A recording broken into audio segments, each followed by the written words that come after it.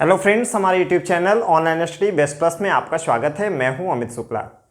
हम ethics series में काफ़ी दिन से हो गए थे, वीडियो नहीं डाले थे, तो मैं सोच रहा था कि आज इसमें एथिक्स पे वीडियो डालते हैं।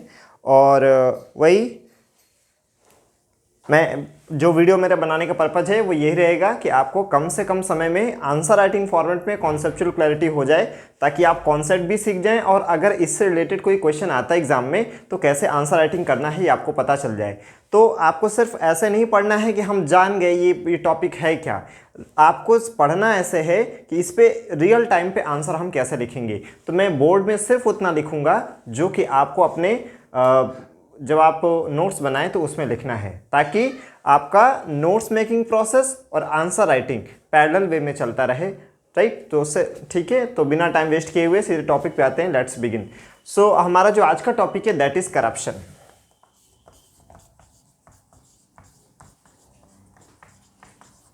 करप्शन दैट इज भ्रष्टाचार। तो सबसे पहले अगर कोई करप्शन पे क्वेश्चन आता है तो आपको एक डेफिनेशन लिखनी होगी। डेफिनेशन क्या हो सकती है? According to Mahatma Gandhi, wealth without work is a corruption. एक डेफिनेशन ये हो सकती है। According to Mahatma Gandhi, wealth without work is corruption. अगर कोई बिना काम किए आप संपत्ति प्राप्त कर रहे हैं तो एक तरह का भ्रष्टाचार है। ठीक। अकॉर्डिंग टू एपीजे अब्दुल कलाम, वो कहते हैं कि from where the evil like corruption arise, from where the corruption evil like corruption arise, it arises from never ending greed. तो करप्शन क्या है? वो कभी ना समाप्त होने वाली जो हमारी ग्रीड है उनके कारण पैदा होता है। So what is the solution, what is the way forward? तो वो कहते हैं replace this never ending greed with the spirit that what can I give to the society, what can I give to the state, what can I give to the society। अगर आप ये spirit ले आते हो कि what can I get से what can I give to society, then आप में करप्शन की जो टेंडेंसी है वो कम हो जाएगी। या ठीक है। तो हमने डेफिनेशन देख लिया। अकॉर्डिंग टू महात्मा गांधी क्या है? Wealth without work is a corruption. According to APJ Abdul Kalam, corruption क्या है? It is due to never ending greed. And how it can be replace? If we replace it with the spirit of what can I give to the society spirit. Right. और एक definition ये हो सकती है, so it is a dishonest behaviour in which peoples in the higher position misuse their position and use the public office for the self interest। क्या हो गया definition? This is a dishonest behavior in which a person in the higher position misuse his power and use the public office for the personal interest। जब कोई किसी office या पद का use larger public interest के लिए ना करके, पब्लिक के लिए ना करके स्वयं के लिए करता है, इसी को हम लोग भ्रष्टाचार कहते हैं। तो हमने भ्रष्टाचार का डेफिनेशन देख लिया। ठीक। अब हम ये देखते हैं कि what are the causes of corruption. Corruption के कॉजेज क्या है? ठीक है। तो हमने डेफिनेशन देख लिया कि महात्मा गांधी के अकॉर्डिंग क्या है। महात्मा गांधी के अकॉर्डिंग जो है वो है wealth without work. Wealth without work. जब आप ये छोटी सी डेफिनेशन दें और उसमें जिसने कहा है उसको कोट कर देते हैं तो आपके आंसर की क्वालिटी बहुत बढ़ जाती है। राइट। एक दूसरी डेफिनेशन क्या हो सकती है? दूसरी डेफिनेशन ये हो सकती है कि करप्शन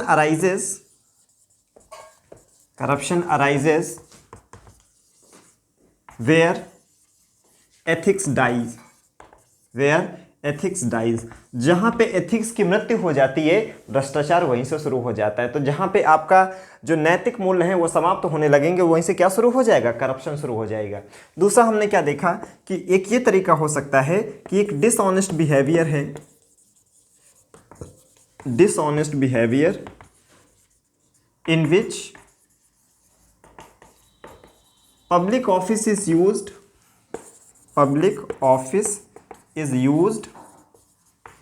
for personal interest, ये हो गई हमारी डेफिनेशन। अब ये कहां से आता है? रीजन क्या है? कॉजेज क्या है? Causes of corruption.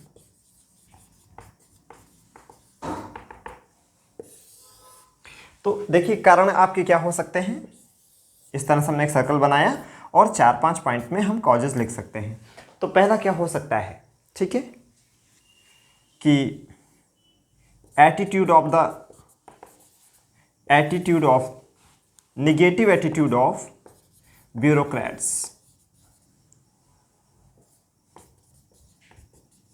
ठीक है। दूसरा, lack of ethical awareness. Lack of ethical awareness, लोगों में एथिकल अवेयरनेस उतनी नहीं है। लैक ऑफ एथिकल अवेयरनेस को आप कह सकते हो कि लैक ऑफ एथिकल लिटरेसी, लोगों में एथिकल लिटरेसी नहीं है, इस ये भी एक रीज़न हो गया। इसके अलावा एक रीज़न ये हो सकता है इंक्रीजिंग कंज्यूमरिज्म, जो बढ़ता हुआ उपभोक्तावाद है या बढ़ता हुआ जो भौतिकवाद है, तो इंक्रीजिंग कंज्यूमरिज्म कह सकते हैं या इंक्रीजिंग मटेरियलिज्म कह सकते हैं, एक रीज़न ये हो गया। ठीक है। इसके अलावा ये हो सकता है weak enforcement of rules and regulations. Weak enforcement of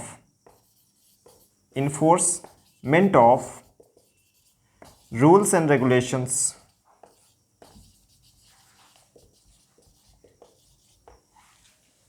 ठीक है। इसके अलावा क्या हो सकता है? इसके अलावा ये हो सकता है nexus of the bureaucrats and politicians. Nexus of bureaucrats and the politicians, कि वो एक दूसरे को ढाल बन जाते हैं, जिसे हम लोग कह सकते हैं कोलिशिव करप्शन, एक दूसरे को बचाते हैं। So these are the causes of, ठीक है, क्या, करप्शन। तो हमने करप्शन के कॉजेज देख लिए। अब हम ये देखते हैं कि व्हाट इज द सॉल्यूशन। ठीक है, हमने डेफिनेशन देख लिया, करप्शन क्या होता है, कारण हमने देख लिए, राइट, कारण देख लिए। अब इस पे आता है कि ठीक है, कारण हमने समझ लिए, कैसे इसका समाधान कर सकते हैं। तो समाधान देखिए जरा क्या है, इसका सॉल्यूशन क्या है। सॉल्यूशन क्या है? तो एपीजे अब्दुल कलाम के अकॉर्डिंग अगर करप्शन को समाप्त करना है तो 3 लोग ही उपयुक्त हैं, मदर, फादर एंड टीचर। ठीक है। तो एक तरीका क्या हो सकता है सॉल्यूशन में, एक तरीका ये हो सकता है कि 3 लोग, कौन, मदर, फादर और टीचर, ये क्या करें, ये बच्चों में राइट काइंड की वैल्यूज़ डालें, वैल्यूज़ इनबिल्ड करें उनमें। जब उनमें वैल्यूज़ आ जाएंगी तो उनका जो एटीट्यूड होगा वो पॉजिटिव हो जाएगा। तो वैल्यूज से क्या आएगा, वैल्यूज से आएगा पॉजिटिव एटीट्यूड। और जहाँ पे एटीट्यूड आपका पॉजिटिव हो जाएगा तो आपका बिहेवियर क्या हो जाएगा, एथिकल हो जाएगा। तो इससे जो हमारा बिहेवियर होगा वो कैसा हो जाएगा, हमारा जो बिहेवियर है वो एथिकल हो जाएगा। और जब आपका बिहेवियर एथिकल हो जाएगा तो करप्शन वैसे ही कम हो जाएगा। तो एक सॉल्यूशन क्या हो सकता है, एक सॉल्यूशन हमने ये देख लिया, जो दिया किसने, अब्दुल कलाम ने, कि माता पिता और टीचर ये बच्चों में राइट काइंड की वैल्यूज़ पुट करें। जब वैल्यूज़ आएंगी तो उनका एटीट्यूड पॉजिटिव हो जाएगा, जिससे उनका जो बिहेवियर है वो एथिकल हो जाएगा, जिससे करप्शन क्या हो जाएगा, कम हो जाएगा। दूसरा तरीका क्या हो सकता है, दूसरा तरीका ये हो सकता है कि हम क्या करें, जो रूल्स एंड रेगुलेशन उसको स्ट्रेंथन करें, स्ट्रेंथनिंग रूल्स एंड रेगुलेशंस, एक तो तरीका ये हो सकता है। दूसरा ये है कि जो बहुत हायर लेवल की पोस्ट हैं उसमें जो हाई इंटीग्रिटी के वाले लोग हों उन्हीं को पोस्ट दिया जाए, उन्हीं को अपॉइंट किया जाए, ताकि एक मैसेज जाए कि आपका जो जुगाड़ सेटिंग होता है यही सब जगह काम नहीं आता है। अगर आपको ऊंचे पद पे पहुंचना है तो आप में एथिकल वैल्यूज होना ही चाहिए। So higher post should be given to those who have the right kind of values, or कह सकते हैं who has the high qualities of, high level of moral values. तो अगर आप उच्च पदों पे नियुक्ति का एक जो मानक है वो मूल्य को बना देंगे तो कहीं ना कहीं लोग प्रमोट होंगे कि नहीं, हाई वैल्यूज़ रख के भी ऊंचे पदों तक पहुंचा जा सकता है, जरूरी नहीं कि आपको किसी के चापलूसी करने पड़े, राइट। तो क्या हो जाए कि जो हाई लेवल का अपॉइंटमेंट हो, जो हाई लेवल का अपॉइंटमेंट हो उसमें क्या ध्यान रखा जाए, उसमें एथिकल वैल्यूज़ को ध्यान रखा जाए, उसमें एथिकल वैल्यूज़ को ध्यान रखा जाए। ठीक है, एक तरीका ये हो सकता है। एक इसके अलावा तरीका ये हो सकता है कि हम एथिकल इंफ्रास्ट्रक्चर डेवलप कर दें। हमने 2 सॉल्यूशन देख लिए, राइट। अब हम एक तरीका ये देख सकते हैं कि एथिकल इंफ्रास्ट्रक्चर डेवलप कर दें। वो क्या हो सकता है एथिकल इंफ्रास्ट्रक्चर में, एथिकल इंफ्रास्ट्रक्चर में ये हो सकता है कि उसको हम लोग 4 पार्ट्स में ब्रेक कर सकते हैं। ठीक है ना, देखो क्या कैसे हो सकता है वो।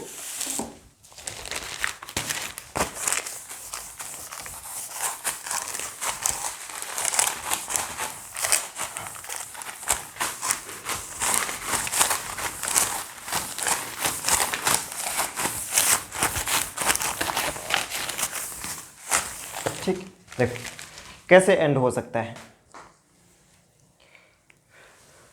एथिकल इंफ्रास्ट्रक्चर बना दें हम लोग, एथिकल इंफ्रास्ट्रक्चर वो कैसे हो सकता है कि एक तो सिस्टम है कि हम बहुत सारे लॉ के द्वारा कर लें, ऐसा तरह तरह के कानून ले आए। दूसरा है कि आप उसके लिए कुछ बॉडी बना दें, इंस्टीट्यूशंस बना दें, इंस्टीट्यूशंस बना दें। तीसरा तरीका ये हो सकता है कि आप क्या करें, एक सिस्टमैटिक अप्रोच लेके चलें, सिस्टमैटिक अप्रोच लेके चलें, सिस्टमैटिक अप्रोच लेके चलें। अब लॉज में क्या हो सकता है कि जैसे बेनामी ट्रांजैक्शन एक्ट ये हो गया, जैसे प्रिवेंशन ऑफ करप्शन एक्ट 1989 हो गया, जैसे लोकपाल हो गया, ठीक है। तो यहां से हम क्या कर सकते हैं, ऐसे लॉज ला सकते हैं जो करप्शन को रोके, ठीक। दूसरा इंस्टीट्यूशंस में देखो क्या हो गया कि आप क्या बना सकते हो, आप हाँ लॉज में यहां पे हम देख सकते हो कि सिटीजन चार्टर हो सकता है। अब इंस्टीट्यूशन में क्या हो सकता है कि आपने लोकपाल बना दिया है जो करप्शन के मामले देखेगा। कहीं अगर फाइनेंशियल करप्शन हुआ है तो वहाँ पे ईडी को लगा सकते हैं, वहाँ पे हम सीबीआई को यूज कर सकते हैं, ठीक है। तो आप यहाँ पे क्या देख रहे हो, यहाँ पे सीवीसी को यूज कर सकते हैं, राइट। तो एक तो लॉज के द्वारा करप्शन को रोका जा सकता है, दूसरा इंस्टीट्यूशनल मैकेनिज्म डेवलप करके ऐसा हो सकता है जिसमें लोकपाल हो सकता है, ईडी हो सकता है, सीबीआई हो सकता है, सीवीसी हो सकता है ना। तो ये हो गया।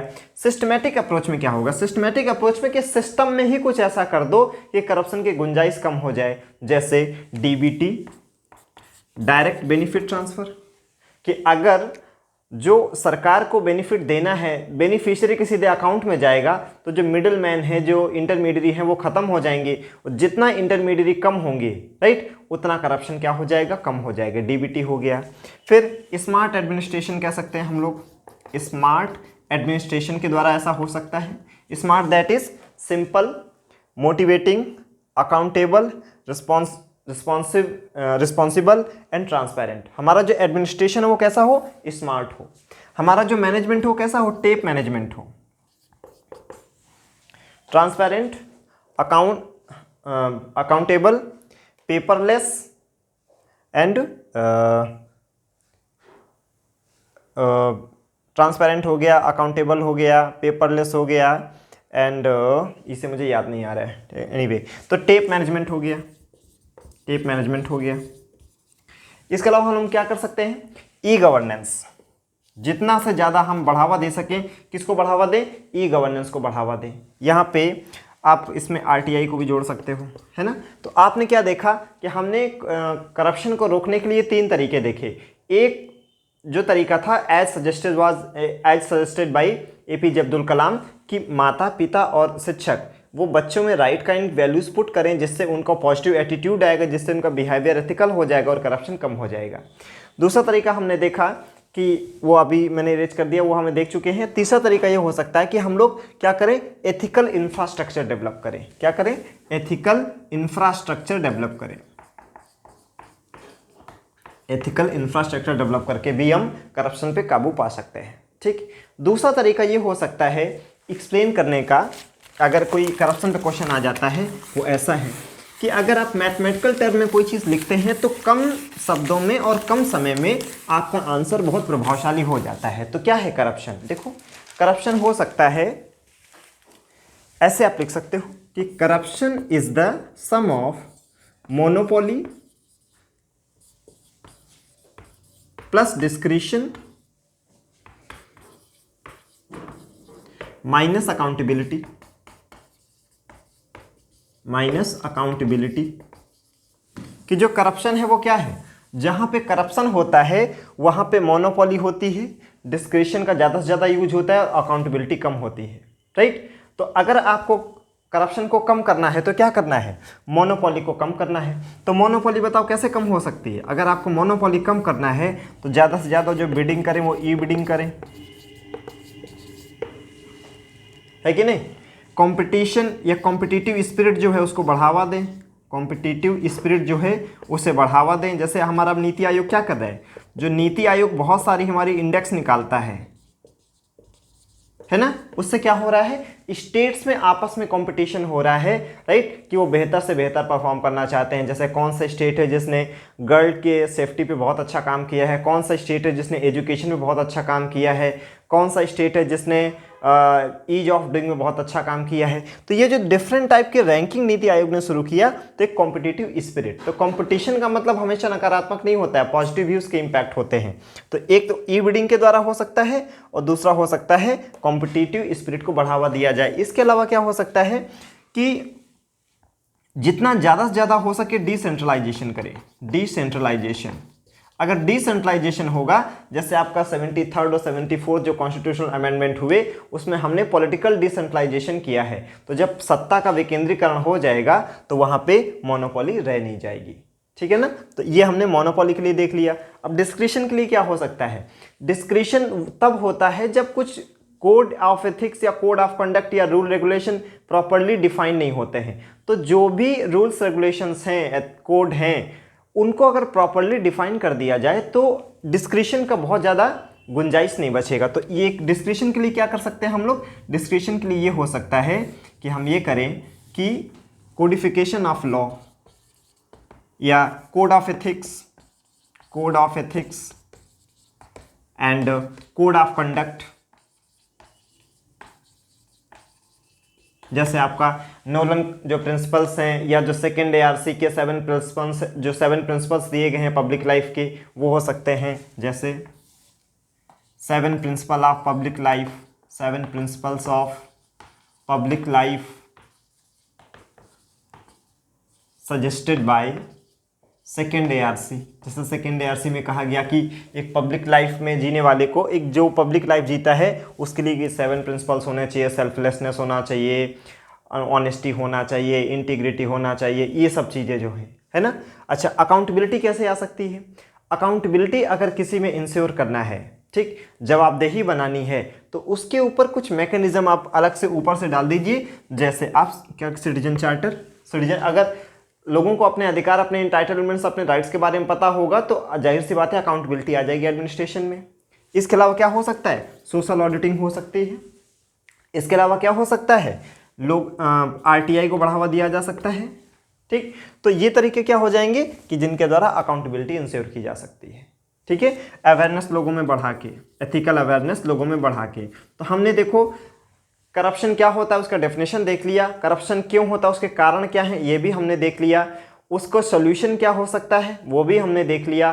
क्या हम उसको कि मैथमेटिकल टर्म में एक्सप्लेन कर सकते हैं, बिल्कुल कर सकते हैं कि corruption is a monopoly plus discretion minus accountability. अगर इसी के थ्रू हम लोग पूरा आंसर लिखना चाहें तो इसके थ्रू भी हम काफ़ी हद तक आंसर लिख सकते हैं। तो करप्शन के बारे में आपको मैंने काफ़ी पॉइंट ऑफ व्यू दे दिए हैं। आई होप आपको ये चीज़ें समझ आई होंगी, राइट। आप इसको नोट्स बनाएं, समझें और कोशिश करें कि जब आप आंसर लिखें तो ये स्ट्रक्चर कुछ इस तरह का होना चाहिए, एडिटोरियल की तरह आपको नहीं बस लाइन पे लाइन लिखने जाना है। उससे क्या होगा, आप पूरा पेपर कंप्लीट नहीं कर पाएंगे। आई होप आपको ये समझ आया होगा।